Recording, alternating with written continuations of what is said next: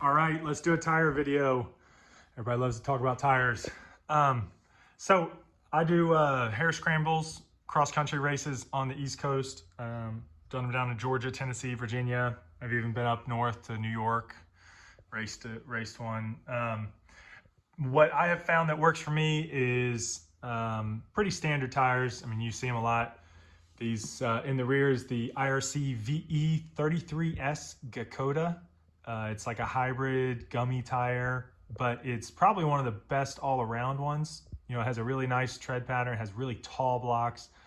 Anyway, there's tons of videos on that tire.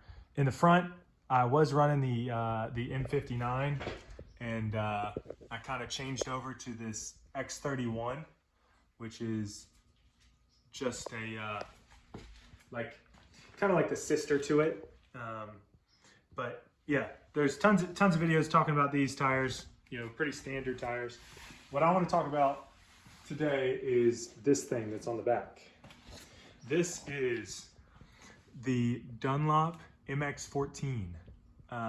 This is like a motocross tire, soft terrain. It just came out last year.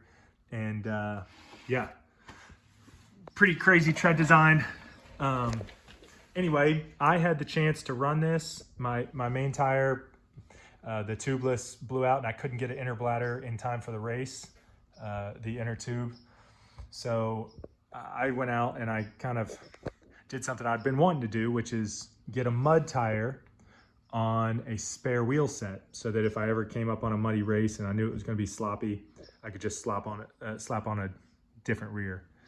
Anyway, this tire I raced last weekend, which was not a muddy race.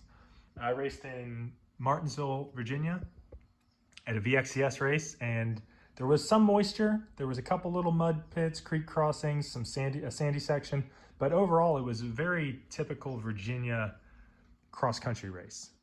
You know, very typical, even East Coast cross-country race. So I was very nervous because of the weather and because of the terrain I knew we were going to be on how this tire with this scoop tractor pattern was gonna do on, you know, tight routes and you know how cross-country races are. So I was very nervous. Well, I'm just here to tell you, I am like a fanboy. I mean, the only thing negative is that I think this thing is going to wear a little bit faster than these do. You know, this is one race and it's already kind of rounded over the leading edge. But man, that is about the only negative I have. This thing performed amazing. I mean, I was grinning ear to ear during the race, you know, pulling me through corners. There was even some, like, you know, really fresh route sections where, you know, when you hit a route and it's like this, and you're afraid that, like, you know, you get your front tire over it and you're afraid that that back tire is just going to slide instead of, you know, popping up. I mean, no problems at all. Grabbing, hooking up, not spinning, you know, not feeling squirrely, did good braking. I got to say that I think it's due to the fact that this tire is not like other soft terrain tires I've seen.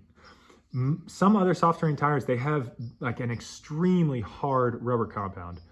This one, though, it has like a good amount of give to it. I mean, it really does. I'm not too sure about like the carcass having a lot or the sidewalls having a lot, but the actual rubber itself has a pretty decent amount of give for a soft terrain. And so that kind of may be why it did well for me, you know, in pretty standard conditions. Now I got another race this weekend, and I would love, it's been bone dry, zero moisture. I don't even think we're going to get rain before, you know, to keep the dust down. It might be a dusty one, but I'd love to run this again and see how it does. But I'm probably going to end up saving this because I really don't want to wear this tire out. These things are expensive. Oh man. These 33S Gakotas they probably run, I don't know, like $100, $110 each. This thing, I think it was $120, $125. So anyway, you know, the only other point I have to make on this, because I wanted to make this video because there's not a lot of videos out about this tire. This thing came out last year, and there's a couple videos about, you know, this tire in a motocross application, and you know how it does at Glen Helen, or how Tomac did on it riding it at Southwick. But there's zero videos about how it does in an off-road cross-country application.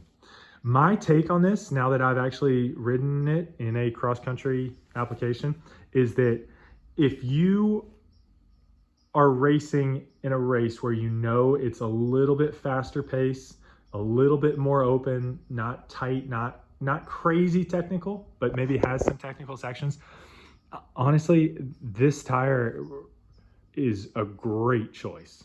Great choice. I mean, this lug pattern, it clears well, it grabs well. It, like I just told you, when I was going through some of these corners that, you know, later in the race got burned up a little bit, I mean, it grabs, it pulls you through. Anyway, yeah, so for like, you know, like a GNCC race where it's open, it's lots of lines, lots of ruts towards the end of the race, I mean, I gotta say, this would be my tire if I was in a GNCC race, even if it wasn't a real sloppy one, and even if it wasn't a sandy one like down in Florida.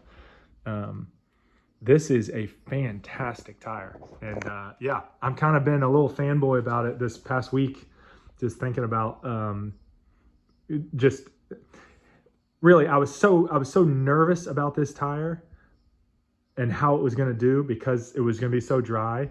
And then just the opposite happened, that I did really well, and I kind of attribute it to this tire. That, yeah, I've just been really happy with it. So anyway, yeah, just another tire video to put out there in the ether. Everybody's got their opinions. Everybody's got their stuff they like, but I just wanted to give thumbs up to the MX14 if you're racing cross country.